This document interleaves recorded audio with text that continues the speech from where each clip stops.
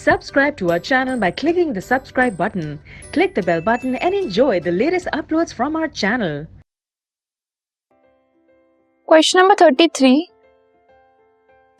Give any two ways in which non-biodegradable substances would affect the environment.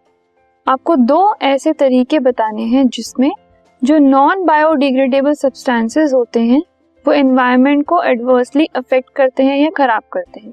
दो तरीके ऐसे बताने हैं जिससे कि एनवायरनमेंट को नॉन बायोडिग्रेडेबल सब्सटेंसेस से नुकसान पहुंचता है.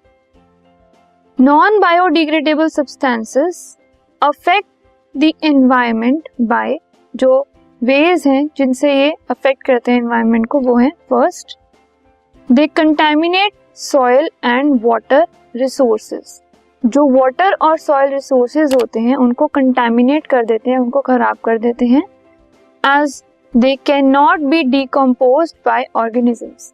अगर सॉइल में या वाटर में हम उनको थ्रो कर देते हैं तो माइक्रो ऑर्गेनिजम्स उनको ब्रेक डाउन नहीं कर पाते, डिस्ट्रॉय नहीं कर पाते, और इसी वजह से वो उस जगह पर रह जाते हैं और अल्टीमेटली डिस्ट्रॉय ना होने की वजह से वो धीरे धीरे सॉइल को या वाटर को या जिस भी जगह पर वो उनको हमने डिस्पोज किया है उसको खराब कर देते हैं.